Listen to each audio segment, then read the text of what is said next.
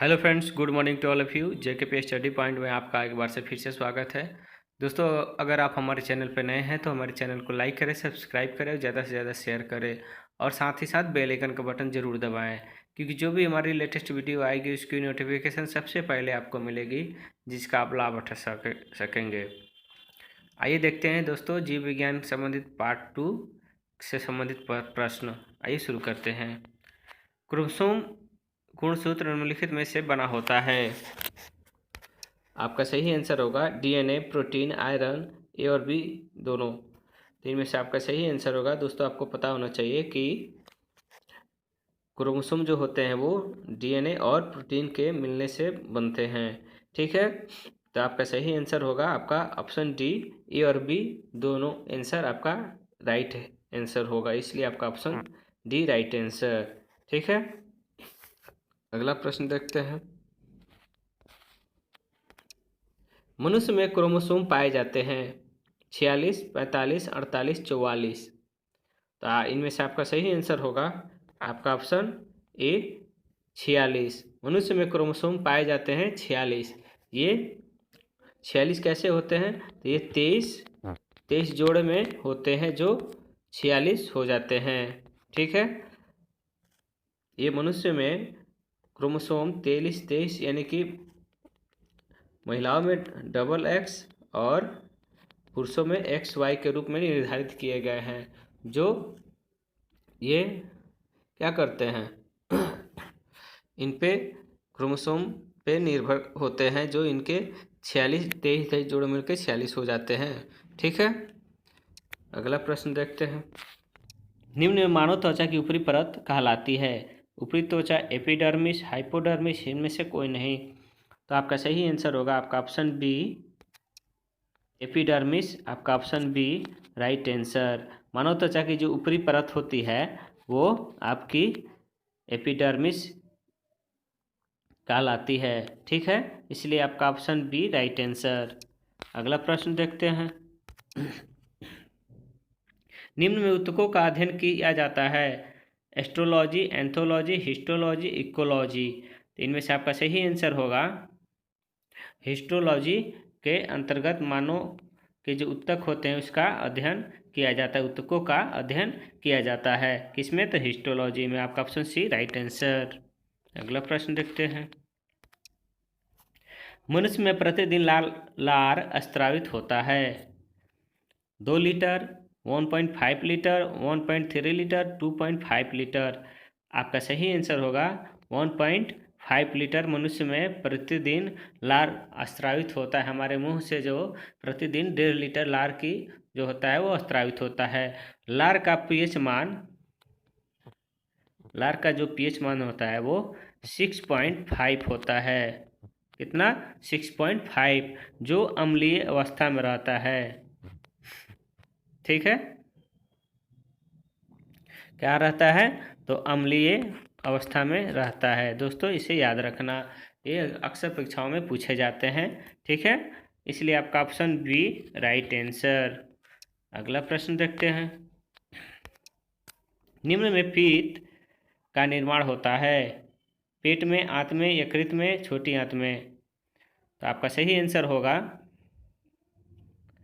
यकृत में। पीत का निर्माण यकृत में होता है। ठीक है, जिसे हम लीवर भी कहते हैं या आंत। ठीक है, इसलिए आपका ऑप्शन सी राइट आंसर। अगला प्रश्न देखते हैं। मानव शरीर की सबसे बड़ी ग्रंथि है यकृत, अग्नाशय, छोटी आंत, इनमें से कोई नहीं। आपका सही आंसर होगा ऑप्शन ए यकृत। यकृत जो होती है वो मानव शरीर की सबसे बड़ी ग्रंथि होती है। ठीक है, यकृत की लंबाई 33 फीट होती है। कितना? तो 33 फीट। ठीक है, जो सबसे बड़ी ग्रंथि है, इसलिए आपका ऑप्शन ए राइट आंसर। अगला प्रश्न देखते हैं। निम्न में मल में दुर्गंध होता है इंडोल के कारण, स्केटोल के कारण, ए और बी दोनों, इनमें से कोई नहीं। तो दोस्तों, इनमें से आपको पता होना चाहिए कि हमारे मल जो होते हैं उनमें दुर्गंध किन के कारण होता है। तो आपका सही आंसर होगा इंडोल तथा एस्केटोल, यानी कि आपका ऑप्शन सी इंडोल तथा एस्केटोल, जो दो ऐसे एंजाइम होते हैं जो जिनके कारण क्या होता है, अम्ल होते हैं। जो इंडोल और एस्केटोल दो अम्ल होते हैं जिनके कारण हमारे मल में दुर्गंध हो जाता है। जो हमारे कार्बन डाइऑक्साइड जो निकलती है वो क्या होता है, बहुत ही गंदा होता है, ठीक है, दुर्गंध जिसमें होती है। इसलिए आपका ऑप्शन सी राइट आंसर। निम्नलिखित में इंसुलिन की खोज की थी हिप्पोक्रेटस, अरस्तु, थियोफ्रेटस, वेंटिंग एम वेस्ट। आपका सही आंसर होगा बेंटिंग वेस्ट ने इंसुलिन की खोज किए थे। ये दो वैज्ञानिक थे जिन्होंने सर्वप्रथम क्या किया था, इंसुलिन की खोज किया था। बेंटिंग वेस्ट ने इंसुलिन की खोज 1921 ईस्वी में किया था। कब किया था, तो 1921 ईस्वी में, ठीक है। अगला प्रश्न देखते हैं, इसलिए आपका ऑप्शन डी राइट आंसर। मृत या मरे आरबीसी को नष्ट किया जाता है इंसुलिन द्वारा, यकृत द्वारा, हेपेरिन के द्वारा, पित्त के द्वारा। आपका सही आंसर होगा यकृत के द्वारा।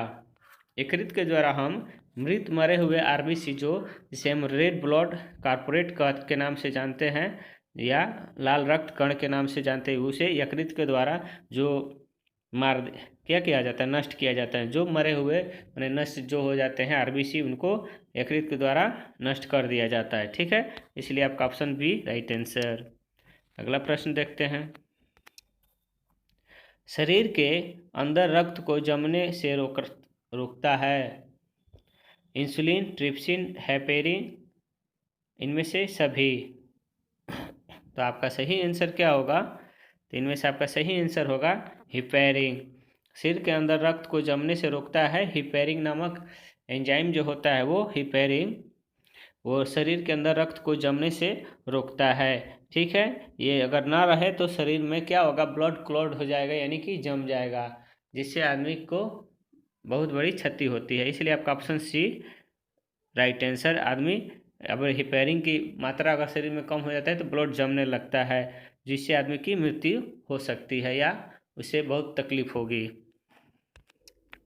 अगला प्रश्न देखते हैं,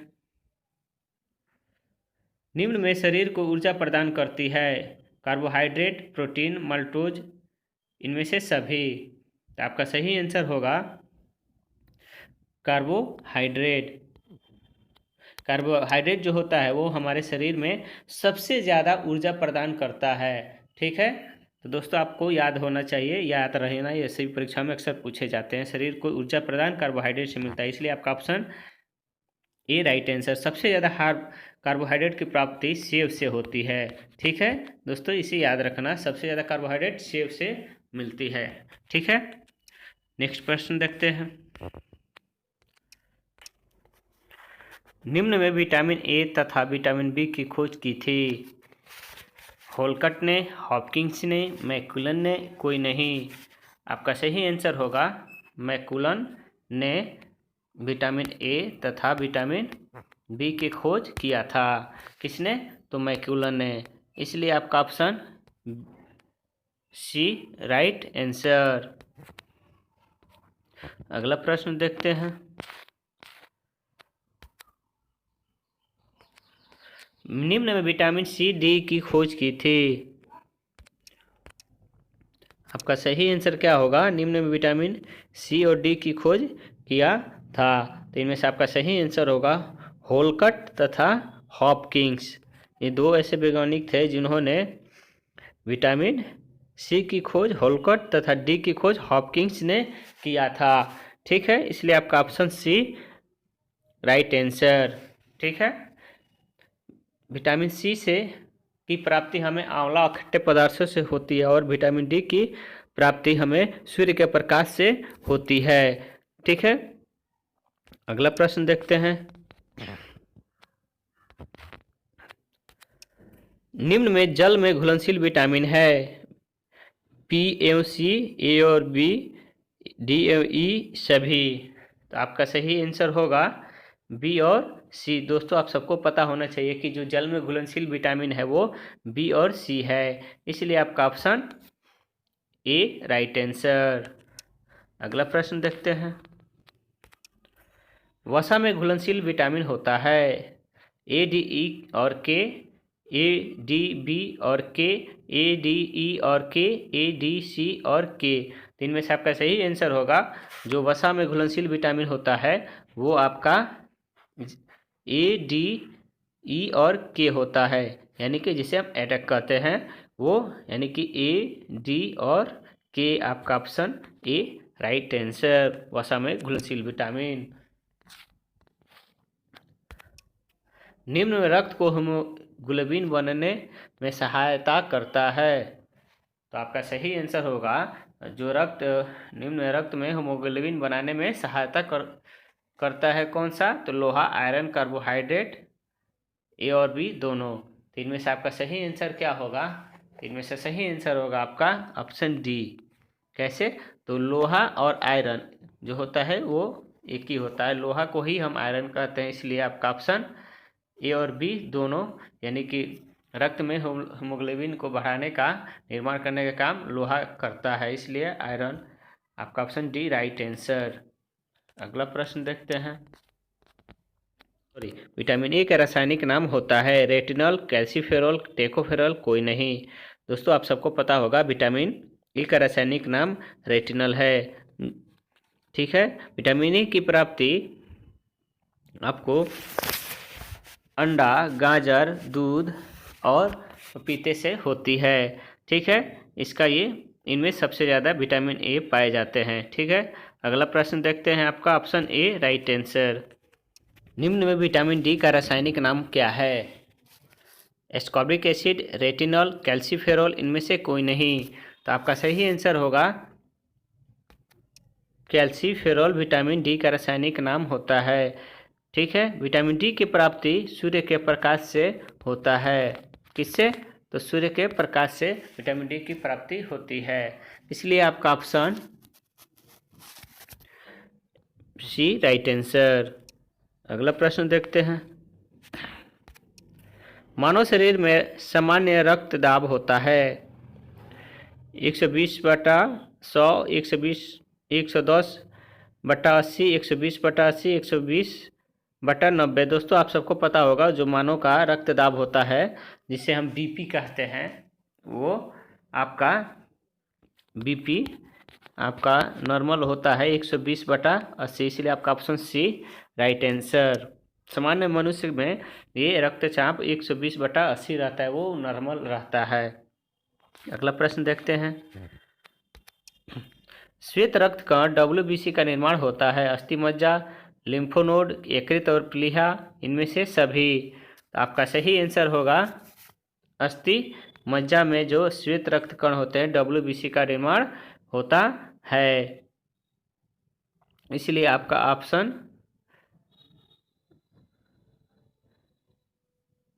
ऑप्शन डी राइट आंसर, यानी कि प्लीहा और यकृत, लिम्फोनेड और यकृत प्लीहा, यानी कि ए, बी और सी तीनों में क्या होता है, WBC का निर्माण होता है। आपका ऑप्शन डी राइट आंसर। क्या होगा, श्वेत रक्त कण किसमें होते पाए जाते हैं, इसका निर्माण होता है, तो अस्थिमज्जा में, लिम्फोनेड, यकृत और प्लीहा में, इन तीनों में क्या होता है, श्वेत रक्त कण यानी WBC यानी व्हाइट ब्लड कॉर्पोरेट का निर्माण होता है, इसलिए आपका ऑप्शन डी राइट आंसर। अगला प्रश्न। निम्न में रक्त समूह की खोज किसने की थी, मैकुलम ने, लैंडस्टीनर ने, ए और बी दोनों, इनमें से कोई नहीं। तो आपका सही आंसर होगा लैंडस्टीनर ने जो रक्त समूह की खोज किया था। ठीक है, लैंडस्टीनर रक्त समूह की खोज 1902 ईस्वी में किया था।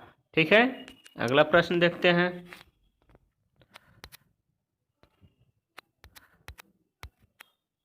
निम्न में रक्त का पीएच मान होता है 7.5, 7.9, 6.9, 7.4। तो आपका सही आंसर होगा 7.4। 7.4 राइट आंसर। जो रक्त का पीएच मान होता है वो 7.4 होता है, जो क्षारीय अवस्था में होता है। किस अवस्था में? तो क्षारीय अवस्था में रहता है रक्त। ठीक है, इसलिए आपका ऑप्शन डी राइट आंसर। अगला प्रश्न देखते हैं।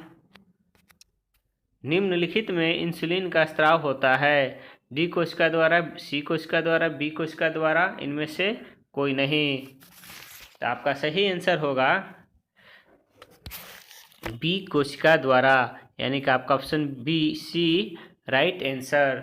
आपका ऑप्शन सी राइट आंसर।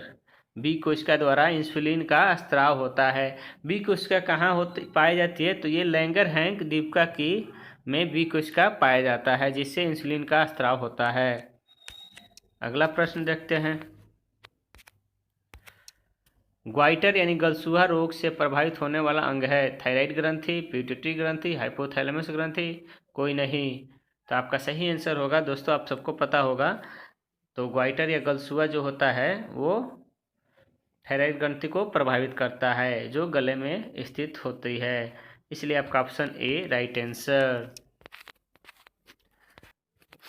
धन्यवाद दोस्तों। अगर आपको ये वीडियो अच्छी लगे तो वीडियो को लाइक करें, सब्सक्राइब करें, ज़्यादा से ज़्यादा शेयर करें। धन्यवाद। जय हिंद, जय भारत।